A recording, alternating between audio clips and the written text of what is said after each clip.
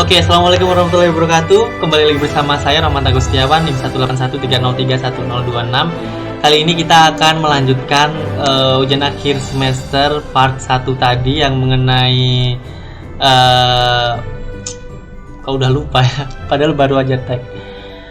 Mengenai arachidonic acid. Nah, sekarang part 2 ini kita akan membahas mengenai kolesterol dan lipoprotein. Tentunya sudah ada beberapa gambaran mengenai trigliserida yang dipecah menjadi asam lemak bebas. Oke, langsung saja. Nah, kolesterol dan lipoprotein. Kita di sini akan membahas mengenai metabolisme kolesterol, tepatnya katabolisme kolesterol. Terus yang kedua itu ada kolesterol pada tubuh manusia. Terus yang ketiga itu ada metabolisme lipoprotein. Sebelum lanjut, kita harus tahu dulu apa sih kolesterol, apa sih lipoprotein.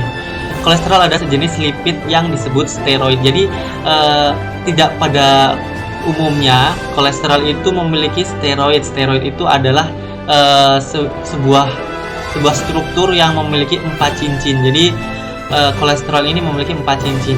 Kalau kalian lihat, nah di sini ada 1, 2, 3, 4 ini struktur dari kolesterol. Yang kedua itu lipoprotein adalah senyawa biokimia mengandung lemak dan protein pada protein. Jadi di dalam protein itu mengandung lemak dan protein kayak gitu. Namun komposisinya nanti akan saya jelaskan kayak gitu. Jadi ada komposisi, misalkan komposisi berapa itu ada namanya tersendiri. Oke, langsung saja. Yang pertama itu metabolisme kolesterol. Di sini membahas anabolisme ya, anabolisme atau katabolisme. Anabolisme soalnya pembentukan. Dia dibentuk dari asetil CoA ditambahkan asetoasetil CoA menjadi HMG CoA, lalu ditambahkan NADPH dan HMG CoA reduktase menjadi mevalonate. Nah, di sini ditambahkan ATP dan mengeluarkan karbon dioksida menjadi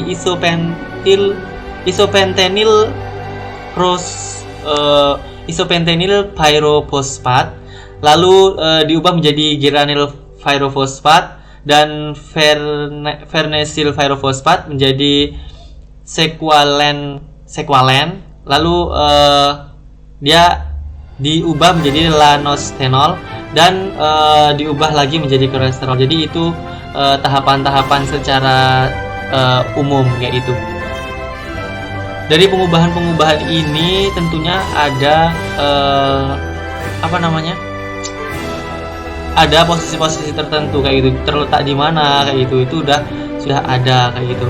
Jadi untuk kolesterol sendiri dia merupakan senyawa turunan dari asetil CoA kayak gitu. Oke, lanjut yang selanjutnya adalah kolesterol pada tubuh manusia. Nah, pada part kali ini kita tidak terlalu membahas mengenai mekanisme reaksi. Kita lebih membahas mengenai dampak kolesterol pada tubuh manusia. Nah, yang pertama itu ada senyawa lemak yang diproduksi oleh berbagai sel di dalam tubuh. Jadi kolesterol itu adalah tidak serta-merta kita makan banyak terus kita kolesterol, itu tidak. Jadi kolesterol itu sebenarnya adalah senyawa lemak yang alami diproduksi oleh berbagai sel di dalam tubuh manusia. Namun ketika produksi senyawa lemak ini berlebihan karena kita makan yang berlemak lebih, oleh karena itu bisa menjadi berbahaya kayak gitu. Yang kedua itu ada 1/4 kolesterol dihasilkan tubuh yang diproduksi oleh organ hati. Jadi 1/4 dari kolesterol di dalam tubuh itu yang memproduksi itu ada di dalam organ hati. Yang ketiga itu dalam dunia medis terdapat 2 jenis kolesterol. Ada LDL dan HDL. Itu LDL itu low density low density lipoprotein. Itu lemak jahat, kolesterol jahat. Dan ada HDL itu high density lipoprotein atau lemak baik. Kenapa kok jahat, kenapa kok baik? Karena di dalam LDL ini kan low density lipoprotein, berarti kan lipoproteinnya itu sedikit. Jadi selain dari lipoprotein ini terdapat banyak trigliserida yang sangat jahat. Sangat jahat itu nanti akan saya jelaskan. Kalau HDL itu berarti high density lipoprotein, berarti kalau lipoproteinnya banyak, trigliseridanya sedikit kayak gitu. Itu ininya. HDL melindungi dari penyakit jantung. Semakin banyak HDL maka akan semakin baik karena dia mengandung lipoprotein yang banyak dan bukan trigliserida. Kalau trigliserida itu dia menyebabkan yang dikandung oleh LDL ya, dia menyebabkan penyakit jantung. Terlalu banyak LDL tidak baik karena akan meningkatkan resiko penyakit ateroma, jantung dan stroke. Jantung dan stroke itu kan tingkatan ya. Yang pertama itu jantung terlebih dahulu, yang kedua itu ada stroke.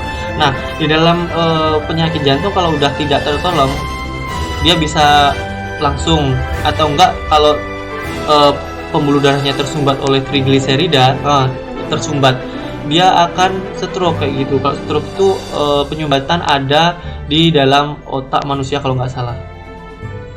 Ya. Namun intinya mereka jantung, ateroma dan stroke itu masalah penyakit yang berhubungan dengan penyumbatan pembuluh darah. Entah itu di mana saja kayak gitu. Saya kurang mengerti masalah medis. Yang keenam itu ada kolesterol jahat akan menyumbat pembuluh darah jika terlalu banyak konsentrasi dalam tubuh. Kolesterol jahat itu kan LDL. LDL itu dia adalah senyawa yang mengandung banyak trigliserida. Dia dapat menyebabkan penyumbatan. Metabolisme lipoprotein. Nah, ini kita bahas sekarang. Lipoprotein itu yang paling umum itu ada kilomikron. Ini adalah gambar kilomikron. Kilomikron itu ini bukan, bentar. Oh ya, ini bukan kilomikron. Sorry. Ini lipoprotein. Lipoprotein itu mengandung ada senyawa kolesterol, ada senyawa trigliserida dan senyawa-senyawa lain. Nah, lipoprotein ini nanti di dalamnya itu dipecah, bukan di dalamnya, dia dibagi menjadi beberapa jenis. Yang pertama itu ada kilomikron. Nah, kilomikron itu adalah senyawa lipoprotein yang mengandung 90% trigliserida. Selain dari senyawa itu, berarti 10%-nya itu ada kolesterol, ada protein dan lain sebagainya. Nah, yang kedua itu ada VLDL. VLDL itu adalah very low density lipoprotein. Nah, VLDL ini mengandung 60% trigliserida, 20% kolesterol, selain itu senyawa lain. Yang ketiga itu ada IGL atau intermediate density lipoprotein. IGL ini dia senyawa antara transisi kayak gitu. Jadi tidak dijelaskan komposisinya. Yang keempat itu ada LGL, itu 50% kolesterol, 8% trigliserida, 20% protein. Jadi sorry tadi ada kesalahan penempatan kata, ada kolesterol, itu ternyata kolesterol bukan trigliserida ya. Untuk HDL itu ada 40% protein. Kan korelat nih, kalau HDL dalam darah itu berarti baik karena darah itu mengandung protein juga kayak gitu. Ada kurang dari 8% itu trigliserida dan 29% itu ada kolesterol. Lebih unggul HDL jika dibandingkan dengan LDL kayak gitu. Oke. Ini gambaran secara kasar gimana kilomikron itu dapat menjadi senyawa asam lemak bebas. Yang pertama ada makanan dengan asam lemak dengan kandungan lemak berlebih, itu tentunya dimakan, dikunyah dan lain sebagainya sampai ke dalam usus. Nah, di dalam usus itu dia diubah menjadi kan kalau makanan asam lemak itu kalau udah mengalami proses itu kan berarti dia sudah terpisah dari protein dan lain sebagainya. Namun bukan secara utuh. Di situ ada lemaknya itu diserap oleh sel epitelial, itu sel usus. Nah, di dalam usus itu dia menjadi kilomikron. Kilomikron yang mana kita tahu kilomikron itu mengandung 90% trigliserida dan senyawa lain yang 10%. Nah, kilomikron ini bisa bersirkulasi di dalam darah kayak gitu. Jadi dia bisa bersirkulasi di dalam darah. Namun sebelum dia bersirkulasi, dia mengarah ke jaringan adiposa terlebih dahulu. Ketika bertemu dengan jaringan adiposa, dia memecah trigliserida yang ada di dalam kilomikron ini. 90% trigliserida kan kilomikron. Nah, dia dipecah menjadi asam lemak dengan bantuan enzim lipoprotein lipase atau LPP. Gitu. Nah, ini trigliserida ketika dia sudah terenzimasi oleh lipoprotein lipase, dia akan membentuk 3 asam lemak bebas. Kan trigliserida, dan trigliserida itu ada 3, itu dipecah menjadi 3, itu ada 3 asam lemak bebas. Nah, sehingga di dalam darah, di dalam kilomikron tadi, konsentrasi trigliserida menurun. Karena apa? Sudah dipecah dengan trigliserida yang ada di dalam kilomikron tadi sudah dipecah dengan lipoprotein lipase menjadi asam lemak bebas. Nah, ini terkait LDL, VDL, IDL, HDL, dan kilomikron. Yang pertama itu ada intestine, itu usus. Di dalam usus itu dia kan kilomikron. Nah, dia ada lipoprotein lipase ditambahkan, itu menjadi kilomikron remnants, menjadi lebih kecil.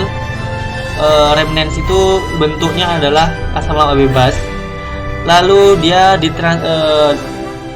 mengeluarkan FFA, itu ditransfer ke otot dan jaringan adiposa. Kilomikron ini akan disalurkan ke dalam hati. Lipoprotein A, dia mengeluarkan lipoprotein A. Selain daripada itu, dia akan membentuk VLDL atau very low density lipoprotein. Nah, dari VLDL ini dia selain itu, hati juga mengeluarkan HDL prekursor. Dia masih belum bentuk HDL, jadi masih prekursornya. Untuk VDL ini kita lanjutkan, dia akan diubah menjadi IGL dengan bantuan lipoprotein lipase. FFA-nya dalam bentuk energi itu ditransfer ke muscle dan adipose tissue juga, sama seperti yang ini.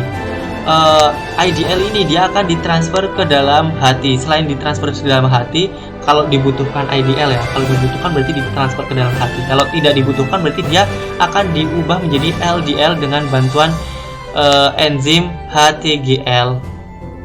Setelah itu di sini mengalami chemical modification, dia ditransfer ke dalam call efflux peripheral cell, jadi sel periferal.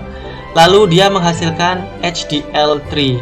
Nah, HDL3 ini dia ditambahkan enzim LCAT, dia menjadi HDL2. Nah, yang dari liver tadi dia juga ditambahkan untuk membentuk HDL2, itu dia ditambahkan enzim LCAT.